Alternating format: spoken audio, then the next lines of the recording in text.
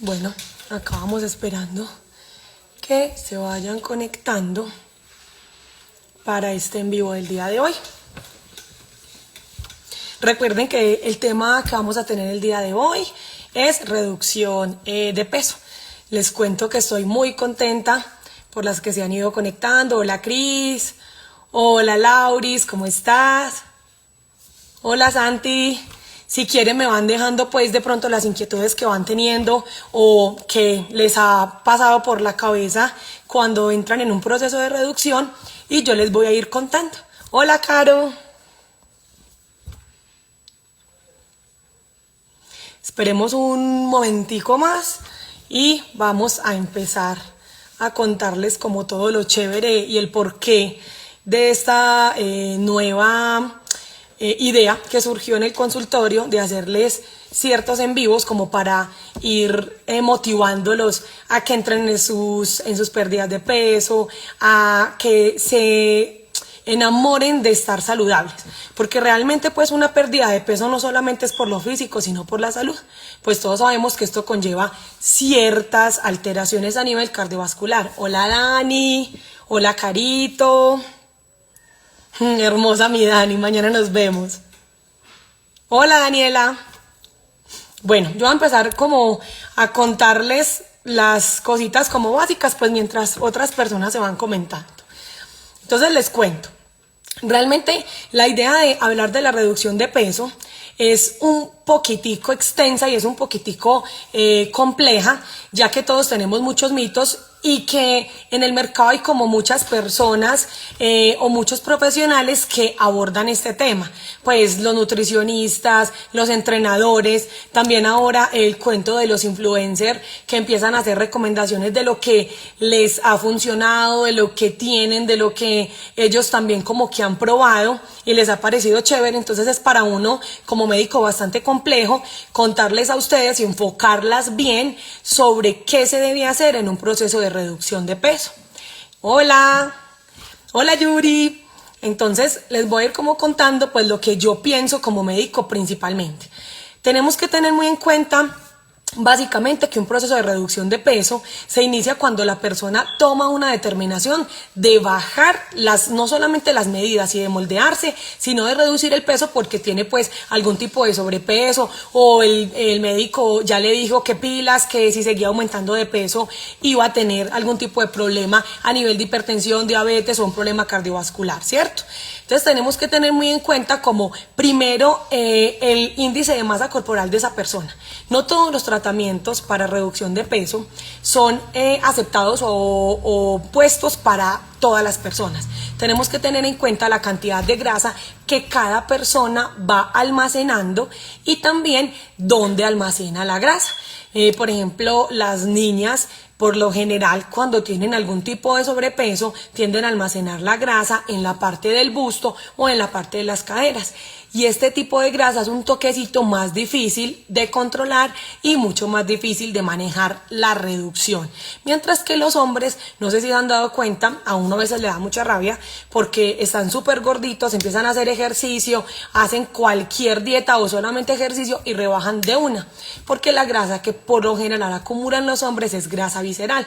Por eso es que los hombres sacan barriguita y es una barriga como en forma de bolita. Ellos acumulan la grasa alrededor de los órganos, pues que por cierto es mucho más riesgosa porque es la que nos puede generar enfermedades pues a nivel sistémico, pero es una grasa que se reduce más fácilmente con ejercicio y dieta, mientras que las mujeres pues como que almacenamos la grasa en forma subcutánea. Me disculpan si en algún momento estoy acelerada, me cuentan, me dicen que lo haga más despacio, pero me pongo un poquitico nerviosa. Bueno, ya son las 6. Ya esperé 5 minuticos, entonces ahora sí démosle con toda este temita. Bueno, entonces respecto a la reducción de peso, hola Carito, hola Glory, hola Paulis. Respecto a la reducción de peso, tenemos mucha tela para cortar. Empezando que, por ejemplo, lo que yo pienso es que cuando entramos en un proceso de reducción de peso tenemos que tener muy en cuenta que cada persona es individual Y las dietas no deben ser como puestas como a nivel de todo el público, sino que una dieta o un plan de alimentación, como lo llamo yo, debe ser específico e indicado para esa persona, porque no todos comemos lo mismo, no todos hacemos ejercicio, no todos nos gusta tomar o nos gusta de pronto ingerir algún tipo de suplemento nutricional que en muchas ocasiones nos suele ayudar también con la pérdida de peso. Recuerden que no hay pastillas mágicas, recuerden que los quemadores de grasa no existen. Pues esto es un concepto que ya está muy errado, la grasa se oxida, la grasa no se quema, por lo cual estas sustancias que envían para que las personas tomen antes de hacer ejercicio son simplemente suplementos que ayudan a activar más la frecuencia cardíaca.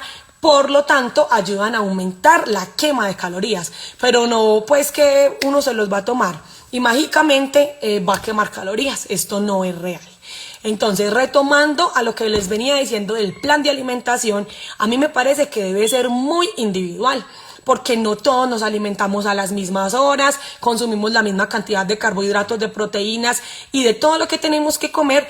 Y tampoco somos un ser individual. Nosotros tenemos personas que, por ejemplo, con 10 kilos tienen ya un sobrepeso pues bastante notable y se ven gorditas, mientras que tenemos otras personas que tienen 10 kilos de más y por su altura, por su tamaño, tienen una muy buena distribución en grasa, entonces se ven trozas pero no se ven gorditas. Listo. Entonces eso también es algo que tenemos que tener muy en cuenta a la hora de acudir a donde un profesional y a la hora de saber qué es lo que queremos bajar. Porque una cosa es querer bajar de peso y otra cosa es querer moldearse. Entonces, son dos cosas como muy extremas y muy aparte. Por ejemplo, muchas de las consultas que a mí me hacen cuando llegan a realizar a buscar algún tipo de procedimiento al consultorio, como lo es el Tensamax o lo es el Crystal, es, ay doc, ¿y yo por qué tengo que hacer ejercicio? ¿Y cómo así que tengo que hacer dieta? ¿Pero por qué? Voy a explicar como este concepto.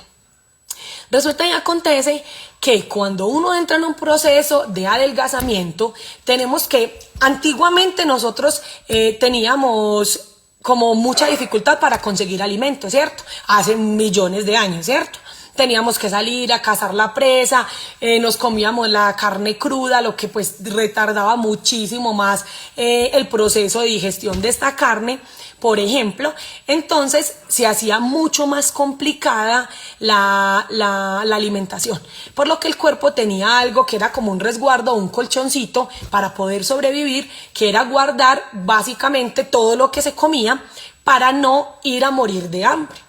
Entonces, este mecanismo de adaptación o mecanismo de protección del cuerpo hace que cuando nosotros estamos en un proceso de adelgazamiento y, por ejemplo, cortamos bruscamente la alimentación o básicamente hacemos estas dietas supremamente restrictivas, el cuerpo va a entrar en un pánico y va a pensar que estamos dejando de recibir alimentación. Y muchas veces los efectos rebotes de la dieta se dan porque el cuerpo empieza a acumular todo lo que uno se come pensando que es que uno tiene una restricción, la verdad, calórica. La idea de una dieta hipocalórica es que sea modulada y manejada y controlada en un periodo de tiempo, porque no es natural que por lo general uno se consuma, digamos, 2000 calorías al día y empieces a hacer una restricción comiéndote 500 calorías o 700 calorías. Obviamente vas a tener una pérdida de peso muy grande porque el cuerpo como tal necesita combustible para funcionar. Pero apenas empeces a alimentarte bien o alimentarte común y corriente, vamos a tener un rebote total y un rebote muy pesado, que es lo que a la mayoría de personas les pasa y se mueren de la ira y dicen, pero no, ¿yo para qué hago dieta si siempre me va a pasar como este rebote o este tipo de situaciones, ¿cierto? Entonces, cuando hablamos de una dieta, no es una dieta, es un plan de alimentación, porque tenemos que tener en cuenta que nos tenemos que regular en el tiempo. La idea de aprender a alimentarse conlleva que nosotros sepamos o tengamos un control de qué alimentos y qué cantidad debemos consumir para tener una estabilidad en el tiempo. No necesariamente es para estar flacos. Hay personas que no les gusta estar delgados, como hay otras personas que les parece muy llamativo o les llama mucho la atención estar muy delgados. Entonces tenemos que tener un equilibrio, porque en la vida todo se trata de un equilibrio. ¿Qué hace un plan de alimentación? ¿O qué es lo ideal de un plan de alimentación? es evaluar y mirar qué es lo que tú comes, qué es lo que a ti te alimenta y qué es en lo que estás fallando. Porque muchas veces, por ejemplo, llega la típica persona a consulta, doctora, pero es que yo no como nada. Y uno le dice, bueno, ¿cómo así que no comes nada? No, pues yo me levanto, no desayuno porque me da muchísima pereza. En el almuerzo me como solamente el arroz, la sopa, me como un poquitico de carne y un poquitico de vegetales porque a mí no me gustan. Entonces, yo me sorprendo porque yo digo, bueno, y dice que no come, ¿cierto? Pero está haciendo una restricción calórica hasta las 12 o 1 de la tarde y enseguida lo que hace es ponerle al cuerpo una cantidad de carbohidratos, arroz, el carbohidrato de papitas o no sé, la adición que se coma, come muy poca cantidad de proteína y nulamente vegetales. Entonces ahí empezamos a tener en cuenta que se está alimentando mal, es una persona que está fallando en su alimentación y que está errada en la cantidad proporcional o en el equilibrio de los alimentos. No necesariamente uno solamente tiene que comer proteínas, porque ya hay estudios que hablan de que, por ejemplo, las grasas no son tan malas para el aumento de peso, pero si estamos en una pérdida de peso, tenemos que tener en cuenta que los carbohidratos y las grasas aportan mucho más volumen calórico que las proteínas. Por lo tanto, las dietas sí deben ser más altas en proteína que en carbohidratos y grasas. Entonces, otra situación que suele ocurrir mucho es la típica persona que tiene un desorden para alimentarse tenaz, que uno le pregunta que a qué horas desayuna y dice que no sabe si a las 8 o a las 11, que a qué horas almuerza, no sabe si a las 12 o a las 3. Entonces, este tipo de persona, ¿qué está haciendo? Está poniendo el cuerpo en riesgo porque es que el metabolismo del cuerpo está completamente enloquecido, porque el cuerpo nunca va a saber a qué horas esta persona se va a alimentar o no va a saber si esta persona va a comer o no va a comer. Entonces empiezan a sufrir de estreñimiento, empiezan a retener líquidos y acumular todo lo que se comen por la disfunción la disfunción en los horarios de alimentación, que para mí pues eso la verdad es esencial. Bueno, otro caso, otra cosa aparte, es la típica persona que le aterra, odia, le parece perverso el agua, los vegetales y las proteínas. Para mí es el caso como más grave que yo he llegado a tener. Porque cuando yo empecé a hacer un plan de alimentación con un paciente que no le gustan estas tres cosas, es muy complejo porque a la hora de uno reponerle de agregarle las proteínas, se embala. Porque uno dice, bueno, entonces a esta persona si no le gusta la carne, bueno, suplámosla con huevo con queso. Pero es muy sabido por muchos que el huevo y el queso cansa. Realmente cuando uno ya tiene la costumbre propia porque no le gusta otro tipo de proteína, uno ya se acostumbró toda la vida a comer, por ejemplo, solo pollo, es mi caso, yo solamente como pollo, no me gustan las carnes rojas, porque desde que yo empecé con el tema de medicina estética, me di cuenta y me enteré que las carnes rojas oxidaban muchísimo más que las carnes blancas. Entonces yo le cogí muchísima pereza a las carnes rojas. Me parece horrible los embutidos, no los consumo. ¿Por qué? Porque tienen demasiados componentes o demasiados agregantes que nos pueden hacer a nivel de un futuro, pues un cáncer, nos oxidan demasiado el cuerpo. Realmente no es prudente ni decente a la hora de uno recomendar un alimento decirle a un paciente que se coma un embutido. No me parece que tienen buena tabla nutricional, entonces la verdad no lo recomiendo. Entonces cuando volvemos al tema de los pacientes que no les gusta ni la carne ni los vegetales, la verdad es demasiado complejo. Hola Estefa, ¿cómo estás? Hola Andrew, hola Elisa, hola Yoli. Realmente es muy complejo hacerle un plan de nutrición a una persona que está tan restringida para la alimentación, porque uno dice, bueno, entonces yo ahora ¿qué le mando a esta persona? En este mundo todo tiene solución y hace mucho tiempo, no sé si todos conocen las llamadas tiendas fitness, ¿cierto? En las tiendas fitness ahora hay mucha facilidad para uno alimentarse. Que es que no me gusta la carne, listo. Ahora tenemos sustitutos de la carne. Hay proteínas de soya, hay proteínas de avena. Tenemos una cantidad de opciones que nos pueden ayudar a suplir esas proteínas sin que sea carne o algún tipo pues de queso. Hola Manu, hola Dani. Algún tipo de queso o algún tipo, por ejemplo, de huevo, ¿cierto? Entonces, es otra recomendación súper importante que tenemos que tomar en cuenta a la hora de evaluar qué proteínas son las que nos gustan. Por ejemplo, a mí me parece que la quinoa es deliciosa. Ahora contamos con arroz de quinoa, con arepa de quinoa, como les venía contando, un sustituto de la carne que es como una porcioncita de carne y sabe delicioso, pero es de quinoa. Entonces, para los que no van con la carne, esa es una opción muy indicada.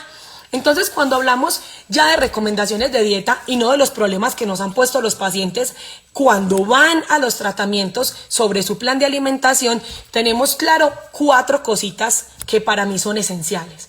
La primera, tenemos que recordar que uno no debe consumir, por ejemplo, jugos. Cuando preguntan el porqué de los jugos, es muy básico. Si yo me como una fruta, la fruta tiene una cantidad de fibra que me va a ayudar a evacuar más fácilmente los alimentos que he ingerido, ¿cierto? Pero una fruta, por ejemplo, pongámoslo así, 5 uvas, tienen 100 calorías. No estoy diciendo lo preciso, pero estoy dando un ejemplo. Si yo voy a hacer un jugo de uvas, yo con 5 uvas no hago ni esto de jugo. Entonces a mí me toca poner una cantidad muy amplia de esas uvas para poder lograr tener un vaso de jugo. Lo que va a hacer es que eso aumenta notablemente la cantidad de calorías que tiene esa fruta. Adicionalmente, la mayoría de personas le ponen o endulzante o azúcar. Entonces están poniéndole a la fructosa más azúcar y están aumentando más la carga calórica de este jugo, por lo tanto están aumentando más los niveles de insulina que este le aporta al cuerpo. Entonces ahí empezamos a fallar. Segundo, las sopitas. Muchos son fanáticos de las sopitas, aman las sopitas, dicen que la sopa es indispensable, pero tenemos que recordar algo. La sopa tiene una carga de carbohidratos impresionante, porque realmente las sopas, primero, tienen, por ejemplo, papa, yuca, que tienen una cantidad pues de calorías impresionantes, zanahoria, también por lo general le echan papa criolla, y tenemos que recordar que cuando uno calienta las verduras, aumenta su índice glucémico. ¿Qué es el índice glucémico? Es la capacidad que tiene ese alimento de jalar más insulina y de aumentar el azúcar en el torrente sanguíneo o en la sangre, ¿cierto?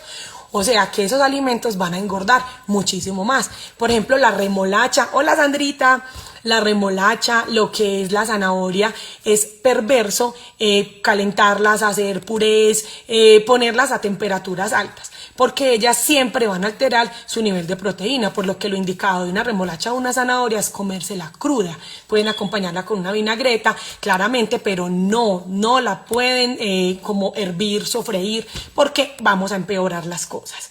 Y en cuestiones de la sobremesa, está claro que cuando yo consumo un tipo de líquido, cuando estoy comiendo o alimentándome, sea en el almuerzo, en el desayuno o en la cena, voy a aumentar más el volumen del estómago y voy a retardar el vaciamiento gástrico, lo que puede generar que los alimentos se acumulen mucho más fácil y no se evacúen lo necesario, pues que realmente pues busca uno que lo que se acumule sea los nutrientes, no los complementos de los alimentos, ¿cierto? Entonces tenemos en cuenta que las 3 primeras recomendaciones que yo doy en un plan de alimentación es no consumir jugos, no consumir sopas y evitar las sobremesas, porque las sobremesas, la verdad, nos embuchan, como dice la mamá.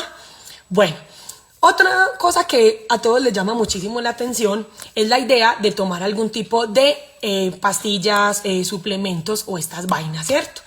No es que estoy en contra de las pastillas, no pienso que todas las pastillas son malas, que es que a mi primita le funcionó, que es que no sé qué, y tantas vainas que le cuentan a uno las redes sociales o los influenciadores, como les venía diciendo. Pueden ser muchas reales, puede que a mucha gente les funcione, pero lo grave respecto al uso de pastillas para adelgazar es el mal control. Hay pastillas que se pueden enviar médicas. O sea, que uno las puede controlar como médico, que yo te puedo decir, tómate una cada tantas horas. Puedo, por ejemplo, hacer algún tipo de examen si tengo algún tipo de riesgo con esa paciente. Si no estoy segura que esa paciente va a estar, digamos, sana con ese tipo de pastillas, yo lo puedo controlar con exámenes. Pero, por ejemplo, hay pastillas que las venden, la verdad, como pan caliente, que no tienen ningún tipo de control, y cuando uno va y las hace revisar en una industria farmacéutica, resulta que tienen una cantidad de medicamentos o compuestos químicos que ya están prohibidos hace muchísimo tiempo por las entidades, pues, de salubridad. ¿Por qué? Porque afectan básicamente el hígado y los riñones. Es muy, muy delicado, porque yo pienso que cuando uno ya pasa al borderline de estar como en un prototipo de cuerpo, un prototipo de cara, y afecta a su salud por lograrlo, ya está haciendo pues como algo indebido. Por aquí me van dejando una preguntita, ¿qué tratamiento me sirve para las manchitas? Listo, enseguida les cuento de eso.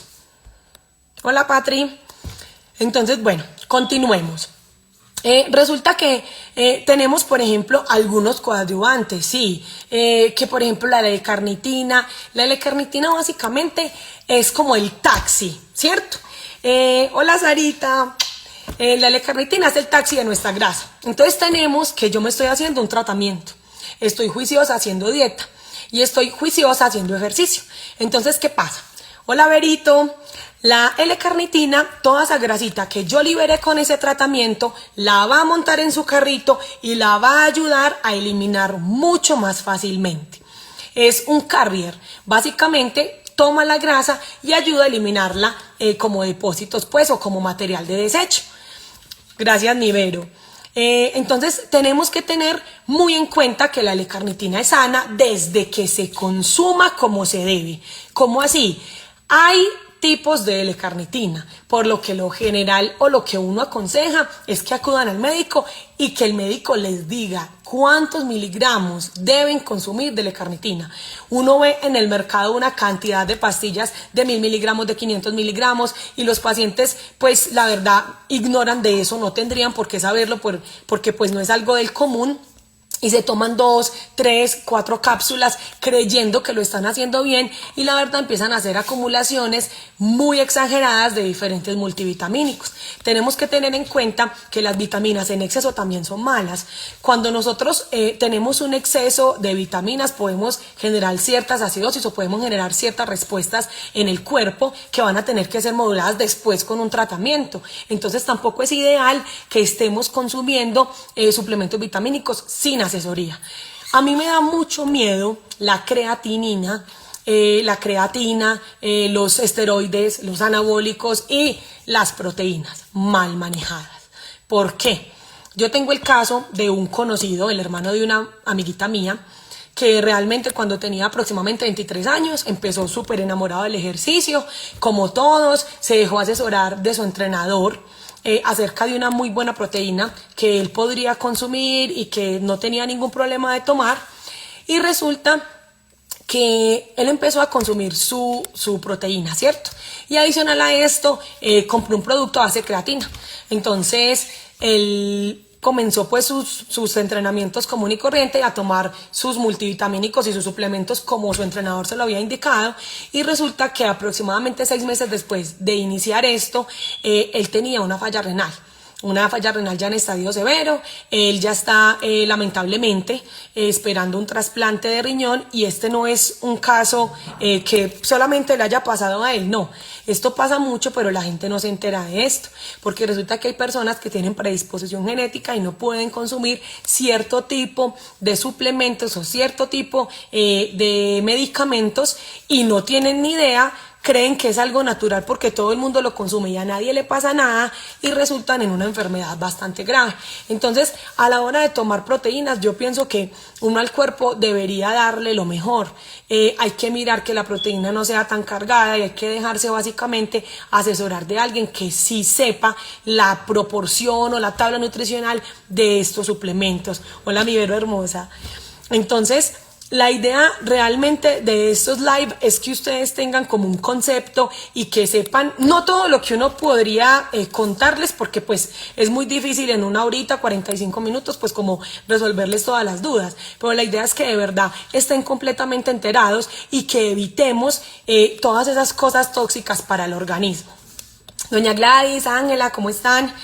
Entonces, les cuento básicamente que las recomendaciones cuando uno hace ejercicio, no es necesariamente tomar suplementos.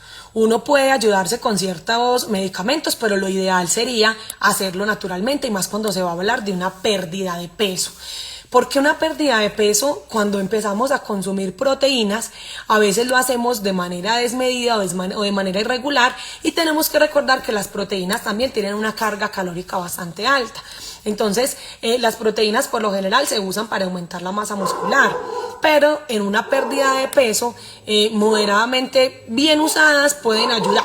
Pero en otras ocasiones yo he tenido varias pacientes que me hacen un rebote o no me están respondiendo a las dietas porque se apoyan muchísimo en la proteína.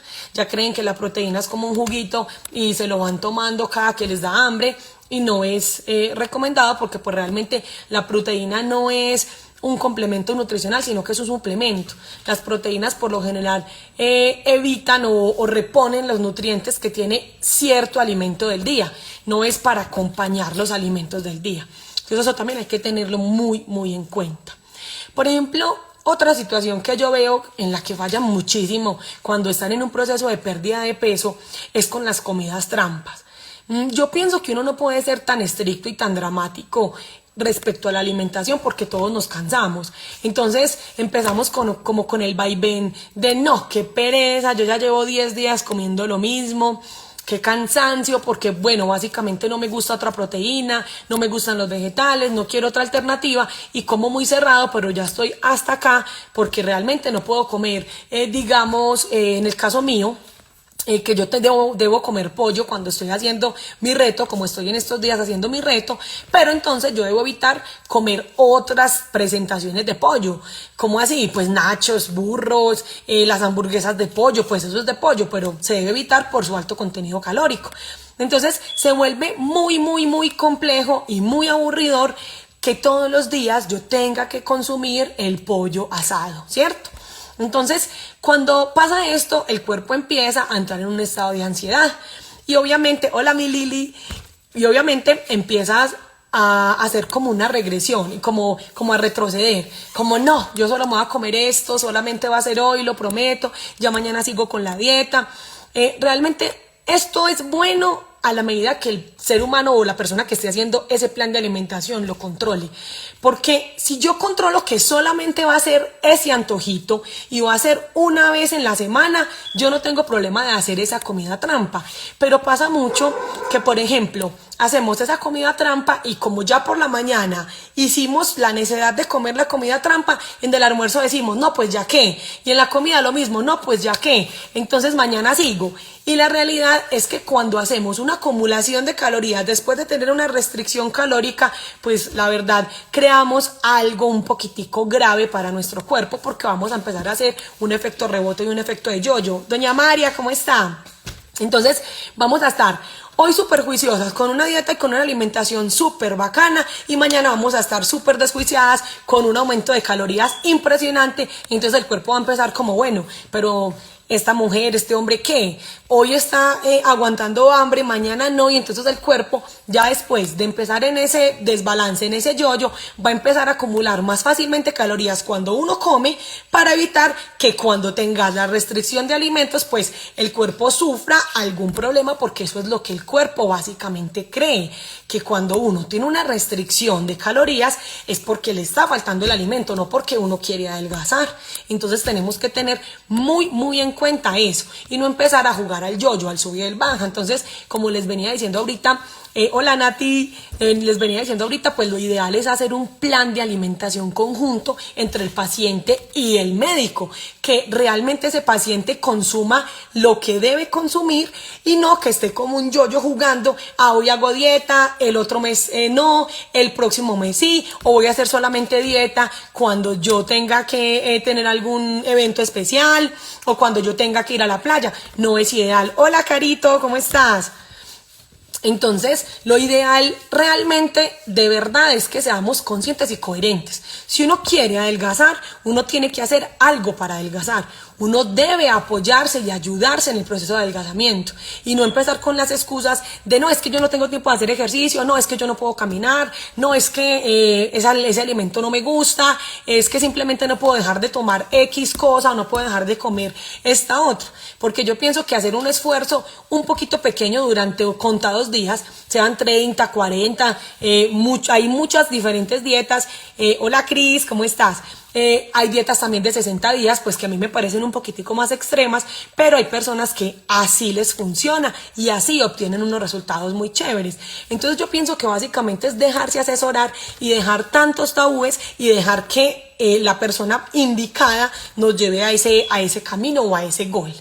Entonces, como veníamos hablando y les dije al principio, una cosa es querer bajar de peso, otra cosa es querer moldearse y otra cosa es quererse quitar gorditos. Recuerden que la grasa no pesa nada. Uno va y compra 1 kilo de chicharrón y es una bolsa. Y uno va y compra 1 kilo de carne y es una cosita de nada. Entonces tenemos también que tener muy en cuenta eso, porque realmente cuando entramos en un proceso de adelgazamiento tenemos que tener presente que el bajar masa grasa no va a incluir bajar muchísimo peso. Por lo general, en un proceso de moldeamiento, de adelgazamiento de ciertos rollitos o ciertos gorditos, uno puede tener excelentes resultados sin necesidad de que el paciente baje kilos y el paciente va a estar súper feliz y súper satisfecho. Hola Tati, ¿cómo estás?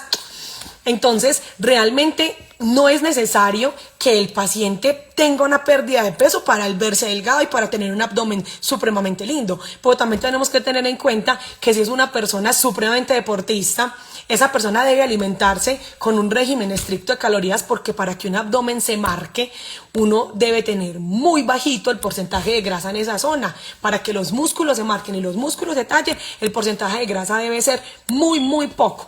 Entonces, tenemos que siempre separar todas estas situaciones que queremos.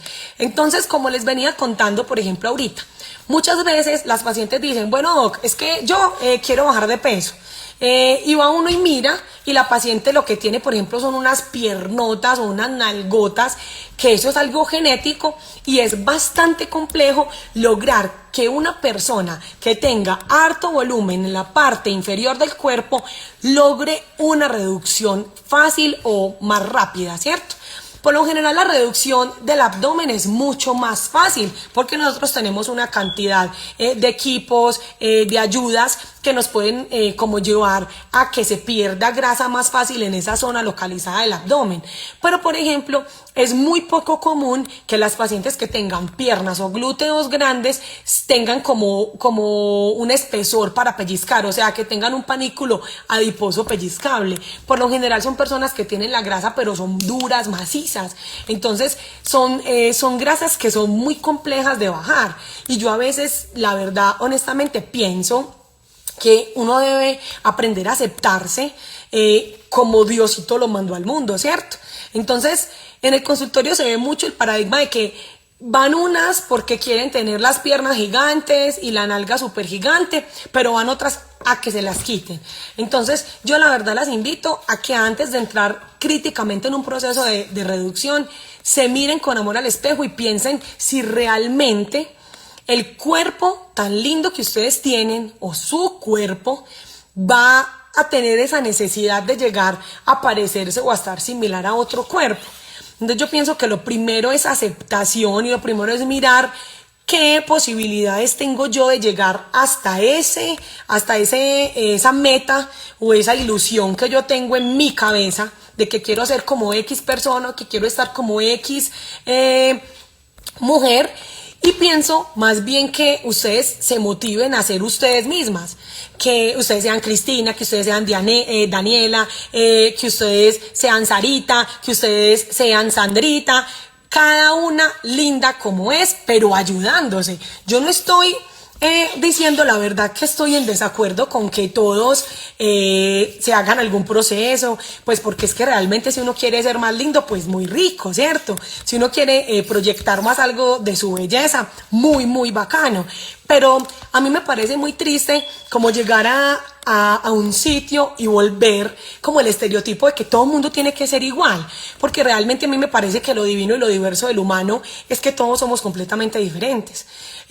Yo apoyo muchísimo la estética saludable, la estética natural, la estética sana.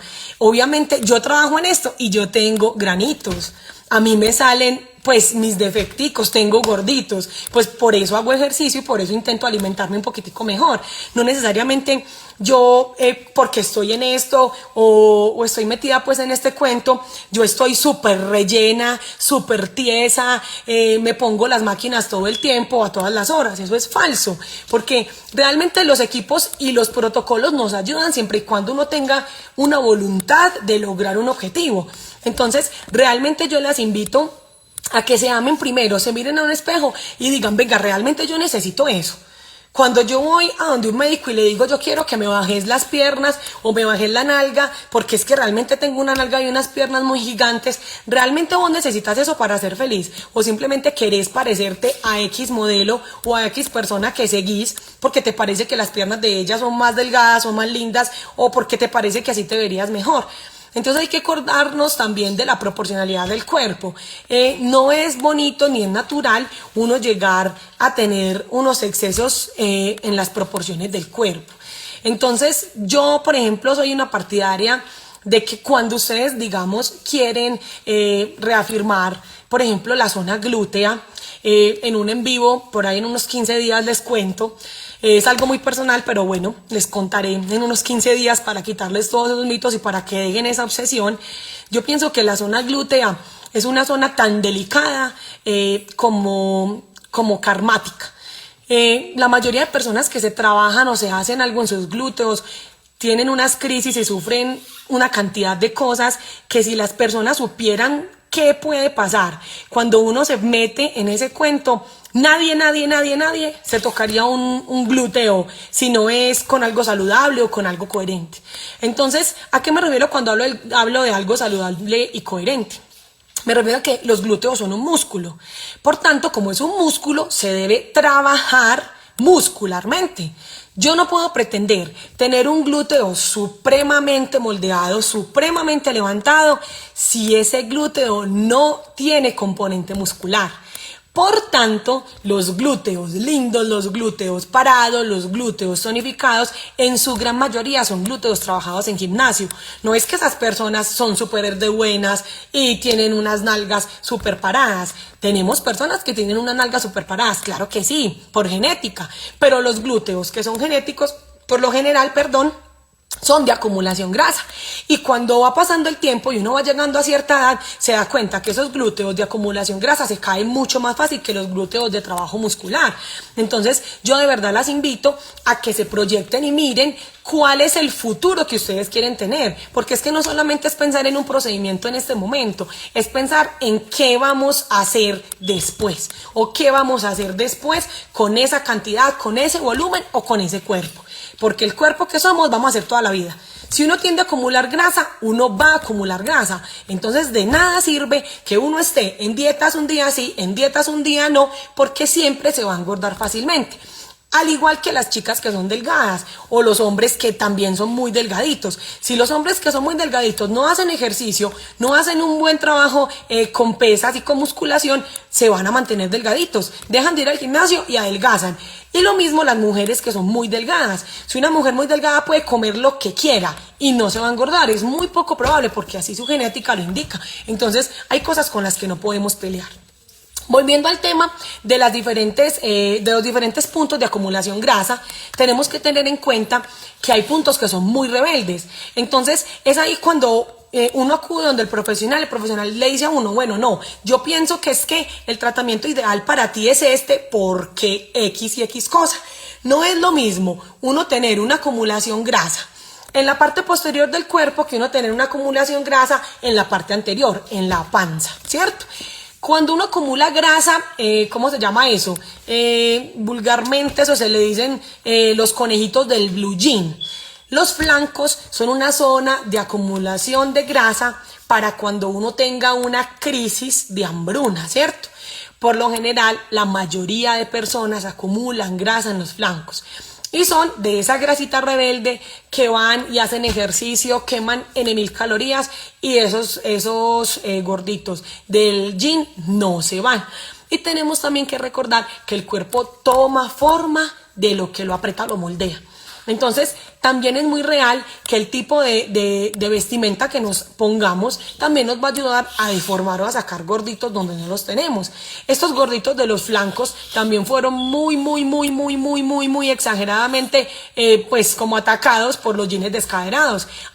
Pues antiguamente las señoras no tenían estos gorditos y desde que salió a moda los descaderados, resulta que sí, les empezó a dar esos gorditos y esos gorditos son súper difíciles de tratar. Porque cuando uno empieza pues como tratamientos convencionales por lo general no bajan. Entonces hay que tener también muy presente qué tipo de grasa es la que cada paciente quiere reducir y si es coherente o no hacer un tratamiento estético para esto. O sea, si va a ser real que esa paciente con ese tratamiento va a adelgazar lo que ella quiere. Tenemos también el caso de la típica mujer que es plana, que uno va a pellizcarle los gorditos y no tiene gorditos, pues realmente es una persona que acumula grasa visceral. ¿Cómo me doy cuenta si yo acumulo grasa visceral? Pues básico, me engordo como ancha, como hacia alrededor. Entonces yo me paro frente al espejo y soy disque moldeada, no tengo gorditos, pero me veo ancha. No me veo delgada en el vientre o en la zona baja del abdomen. Ay, Paulis, muchísimas gracias, es con todo el amor. Entonces, cuando yo me veo ancha, cuando yo me veo como robustica, pero no tengo gorditos pellizcables, soy una persona que probablemente esté acumulando grasa visceral. Por tanto, un tratamiento de inyectables que una carboxiterapia, unos masajes no me van a funcionar para absolutamente nada. ¿Por qué? Porque mi grasa está acumulada alrededor de mis órganos. Por tanto, yo tengo que aumentar el metabolismo de las grasas, tengo que aumentar las calorías que consumo y tengo que disminuir la ingesta de calorías. Porque, ¿qué son las calorías? Básicamente la energía del cuerpo. Entonces, si yo tengo un montón de grasa liberada por un tratamiento estético, por X gordito, y yo sigo comiendo igual y no le pongo un poquitico de menos a esas calorías, pues ¿qué va a hacer mi cuerpo? Va a coger toda esa comida que usted se ingirió, la va a gastar y va a volver a acumular la grasa que yo liberé con el tratamiento, pues porque básicamente es más fácil acumularla, porque esa grasa ya está metabolizada. Entonces ahí es cuando vienen los efectos rebotes, que yo me hice esto y esto y esto, pero resulta que al mes me engordé otra vez. ¿Por qué? Porque las personas vuelven y empiezan con la ingesta normal de alimentos y resulta que nunca se gastaron la grasa que uno les liberó por medio del tratamiento. Retomemos el tema de las niñas que acumulan la grasa visceral o los hombres que acumulan la grasa visceral y dicen, bueno, entonces ¿yo qué voy a hacer? Entonces ¿yo cómo me voy a ayudar? Hay tratamientos de frecuencias o tratamientos térmicos que lo que hacen es que por medio de cierta profundidad llegan a las zonas más profundas de los tejidos.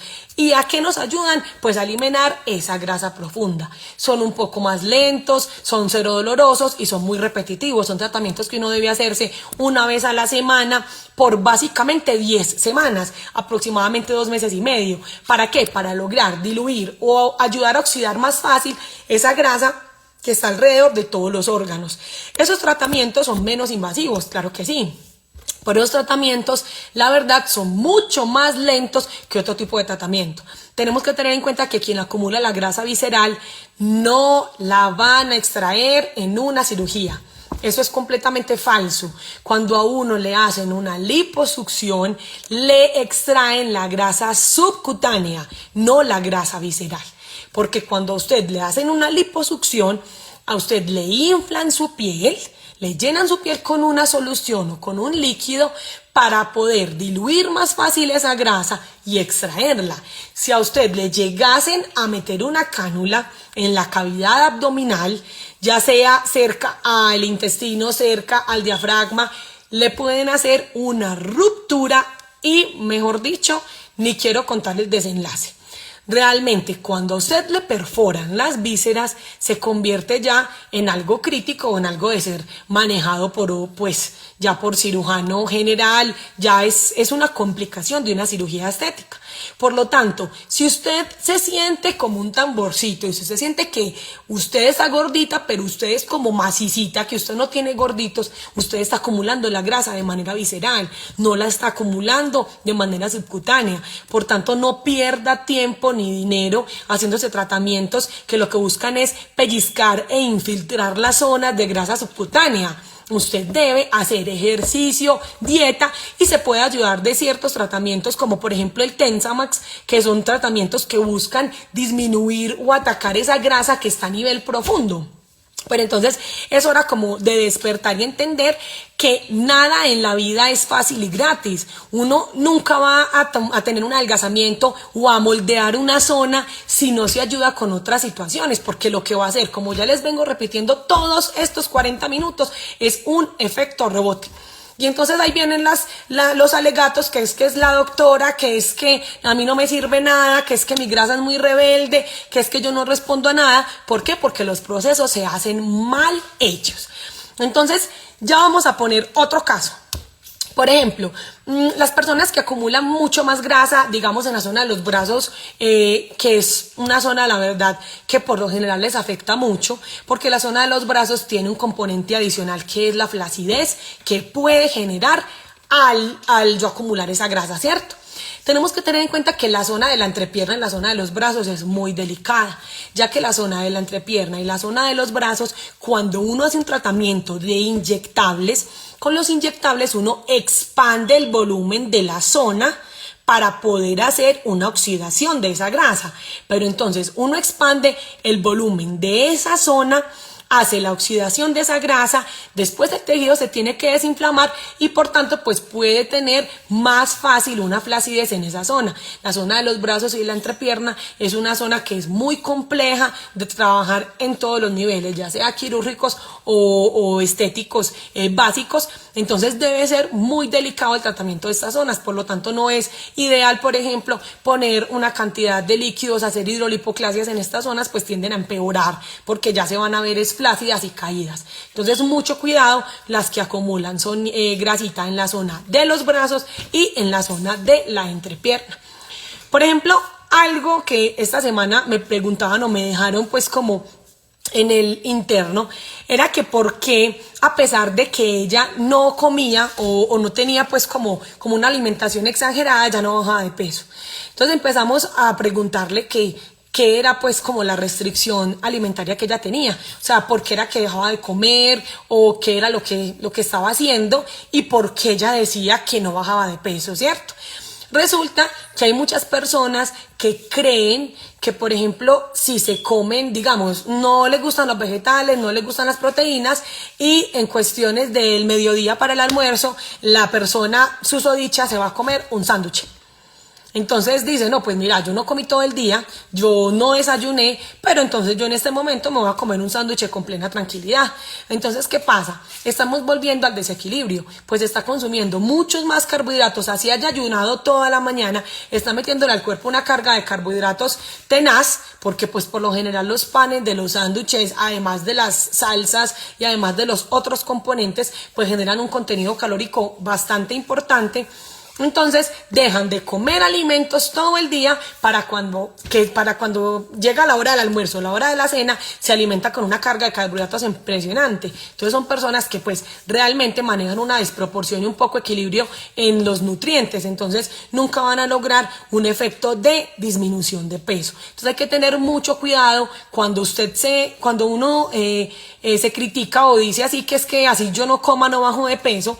Hay que tener mucho cuidado cómo se está alimentando y si realmente está haciendo una dieta o lo que está haciendo es una restricción, aboliendo una cantidad de nutrientes pues por consumir otros. También está que es muy frecuente, por lo menos a mí, por ejemplo, antiguamente me pasaba que yo dejaba de comer cierto tipo de nutrientes cuando quería comer dulces, porque pues yo asumía en mi cabeza, cuando no estaba pues en este rollo, que yo decía, no, pues si esto tiene X calorías y yo me dejo de comer esto, pues no me va a engordar, porque por lo general esto me suple las calorías de la carne o de lo que yo me iba a comer al almuerzo. Pues completamente falso, porque resulta que los dulces aumentan mucho más el nivel de insulina, entonces me va a empeorar la recaptación de esa grasa y me voy a engordar mucho más fácil cuando consuma estos dulces. Entonces, siempre en una dieta, la verdad, la restricción principal es el dulce. El dulce tiene una cantidad impresionante de calorías y son prácticamente calorías vacías porque son muy difíciles de manejar. Hola mi Dani, hola Fer. Entonces, cuando le dicen a una doctora, es que es obligatoriamente que yo deje el dulce, pues claro, si vos vas a hacer una dieta restrictiva, si estamos hablando que te consumís 1800 calorías al día y yo necesito un kilo, básicamente pues así contando, como contando tapitas, un kilo son 7000 calorías. Si usted se come 7000 calorías, se engorda un kilo. Ya usted mirará si se las come en un día, en una semana, pero usted tiende a engordarse un kilo al consumir 7000 calorías. Entonces, yo quiero bajar un kilo. Estamos hablando que por 50 minutos de ejercicio cardiovascular intenso, o sea, trotar, saltar, usted puede más o menos disminuir aproximadamente 400 calorías.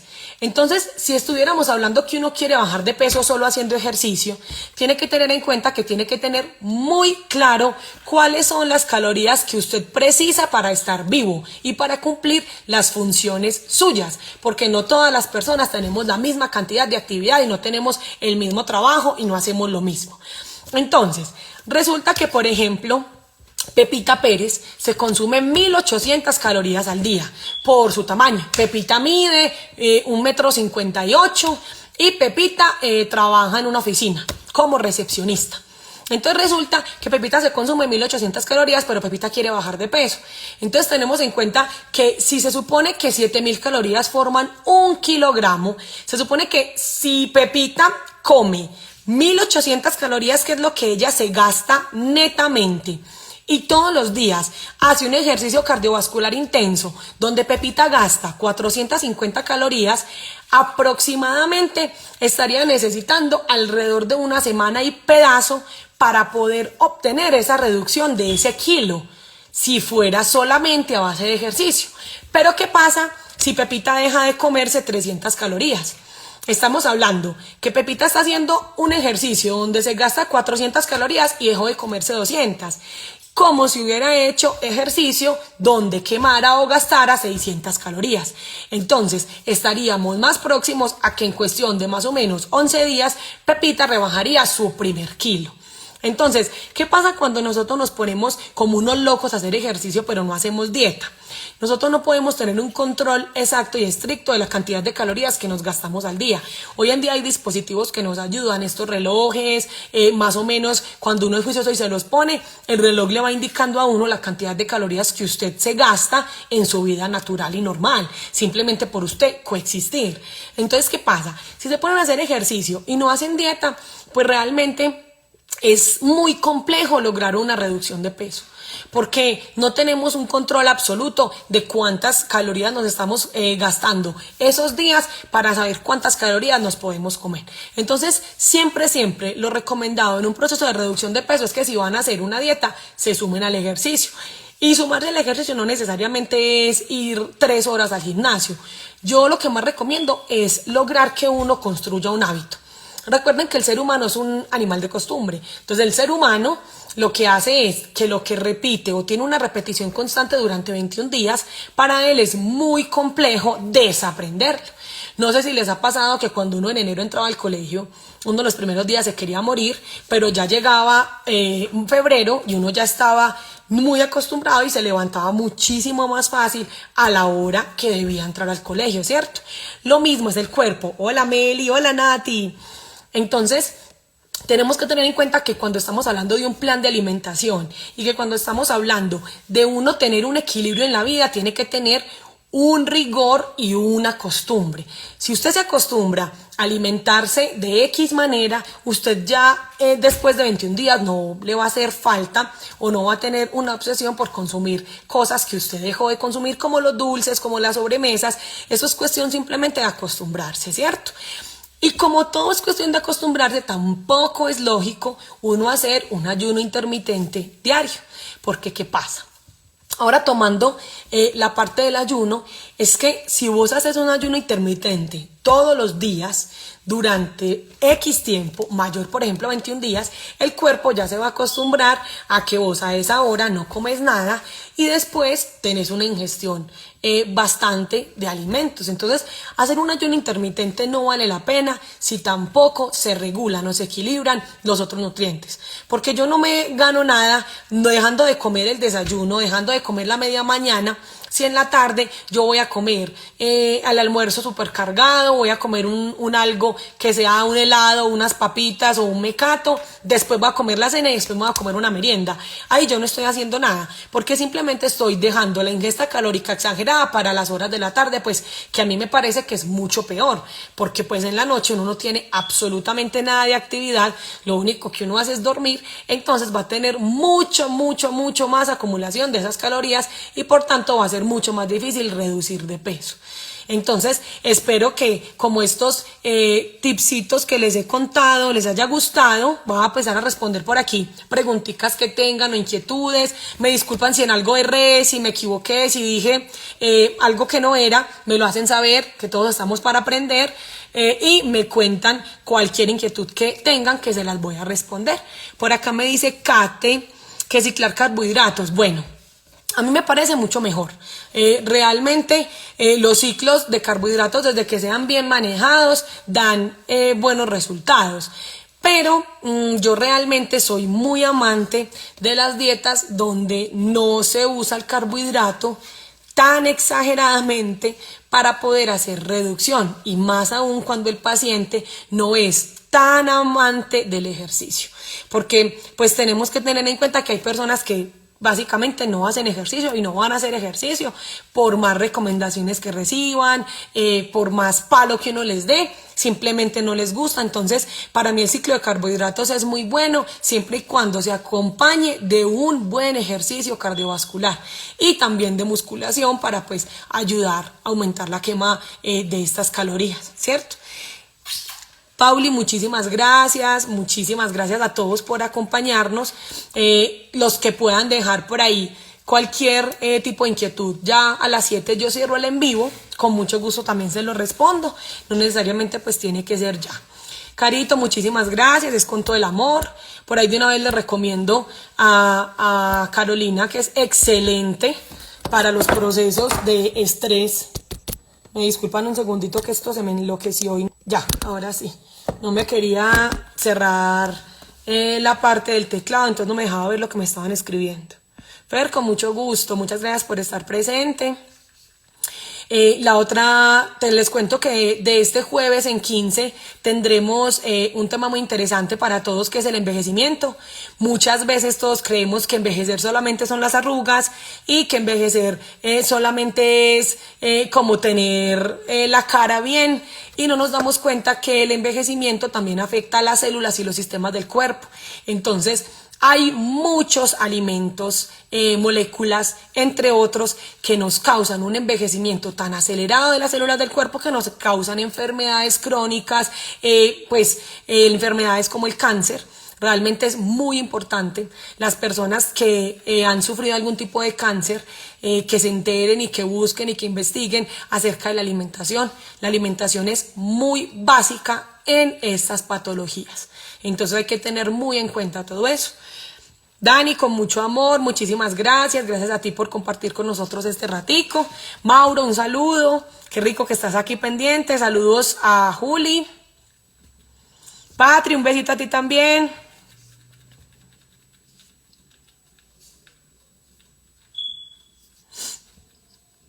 La idea es que siempre que estemos en estos lives, pues compartamos la verdad, las dudas que tenemos. Porque yo pienso que a veces cometemos errores porque ni siquiera preguntamos, porque nos da pena, porque pensamos que realmente todas las personas tienen que saber ese tema, todas las personas tienen que tener claro eso, y no es así. Pues realmente yo pienso que la medicina es muy amplia como para uno pretender que los pacientes sepan o estén enterados de absolutamente todo lo que hay.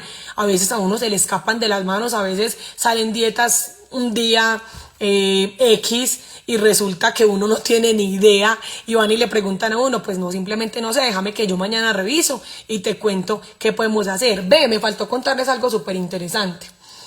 Hoy en día está muy de moda la sueroterapia y hay que tener mucho cuidado con la sueroterapia. Bueno, yo soy especialista en medicina estética y soy también especialista en terapias alternativas. Yo tengo una doble especialización porque me parecía muy importante sumar a la parte sistémica, o sea, la parte del cuerpo por dentro, a la parte del cuerpo exterior, que pues bien o mal es mucho más fácil de mejorar que la parte de adentro. Entonces tenemos que tener muy en cuenta que la sueroterapia es algo que debe ser modulado, ordenado y controlado por un terapeuta alternativo, un médico especialista en terapias alternativas.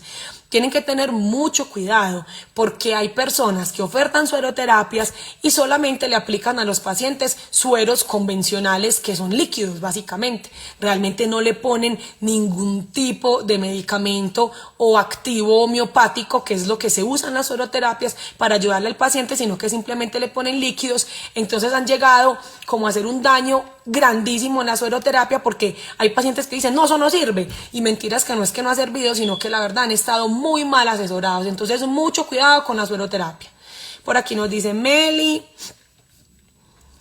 Hermosa mi Meli, claro que sí, la desinformación es gravísima, pues realmente, como les hablé del hermano de mi amiga, es muy triste porque él es un hombre pues que en este momento tiene un hijo como de 5 años y se podrán imaginar lo que puede sentir este hombre, saber que por hacer ejercicio y recibir malos consejos resultó en una falla renal, pues que ya está esperando un trasplante. Me parece muy delicado. Juli, gracias hermosa por tus bondadosas palabras. Me pregunta Pauli que si se puede incidir en algo comer a altas horas de la noche. Mi Pauli, pues realmente por la noche uno no quema calorías. No necesariamente te vas a engordar porque comas en altas horas de la noche. ¿Qué es lo recomendado? Si tenés un poquitico de ansiedad, comer proteínas. Comerte 30 gramitos de queso, una tajadita pues de quesito mozzarella, por ejemplo, o una arepita de estas de quinoa que son muy buenas, que te van a saciar y realmente no te van a hacer tanto daño porque no tienen tanta carga calórica. Entonces a mí por la noche me parece que cuando los pacientes tienen esa ansiedad y ven la necesidad de comer una meriendita, pues bueno, que lo hagan, pero que lo hagan de manera consciente y que usen los nutrientes que más les van a favorecer. Cris, con muchísimo amor, espero que estos espacios sean de su agrado. El año pasado la verdad estuve muy perdida porque tuve mil cosas para hacer. Les cuento, les adelanto que estamos estrenando centro médico. Tenemos un centro médico especializado para ustedes, donde no solamente buscamos que sean perfectos como muchas personas lo quieren hacer ver, como quieren hacer ver la medicina estética, sino que buscamos que estén saludables y que se amen a sí mismos. Para mí lo más importante de mis pacientes es que salgan muy enamorados de cada uno, porque eso me va a garantizar que van a estar felices por el resto de la vida y no solamente por un momento mientras les dura un procedimiento que se van a hacer. Pauli, con muchísimo gusto, gracias a ti por siempre estar ahí presente. Los espero de este jueves en 15. Cualquier cosita que tengan adelante sobre las inquietudes de cómo reducir o así, me lo van dejando en los posts o me lo dejan por DM. Yo respondo muy tarde, ya que el consultorio está saliendo aproximadamente hasta ahora, pero con todo el gusto siempre le respondo tardecito. Entonces, para que lo tengan un tanto presente, muchísimas gracias por habernos acompañado. La verdad me hace muy feliz que estén acá, que estén pendientes de lo que hago, lo hago con todo el amor. Los posts que les hago los hago yo misma. Pienso muchísimo en los temas porque no es fácil. Realmente para uno es muy grato que ustedes le regalen el like, que le regalen el ratico, que si tienen algún comentario chévere, positivo o negativo, lo que sea, escribirlo en el post, que para eso estamos también para mejorar y para brindarle lo mejor, porque pues la verdad mi sueño es que mi empresa o mi emprendimiento sea como un hogar o la casa de todos. Entonces realmente les agradezco gratamente que estén acá conmigo este día. Para mí fue algo súper nervioso, yo no lo quería hacer, yo decía no, qué susto. La verdad no me importa la cantidad que estén conectados, me importa que los que están son las personas que realmente quieren saber del tema y que están empapados y quieren tener una asesoría más cercana. Por acá me preguntan que cuál es la hora indicada para consumir la última comida del día. Pues Patri, debe ser ojalá 2 horas antes de uno acostarse. Porque cuando uno hace un vaciamiento gástrico, pues aproximadamente se demora 2 horas. Entonces lo ideal es que si por ejemplo te acuestas a las 10, la última comida que hagas en el día sea a las 8 de la tarde. Bueno, mis amores, muchísimas gracias. Por aquí los dejo que me están esperando mi esposo y mis perritas. Cualquier otra inquietud ya saben que me la dejan aquí abajito, que con mucho gusto se la resolveré. Nos vemos en 15 días. Un besito y muchísimas gracias a todos por estar. Chao.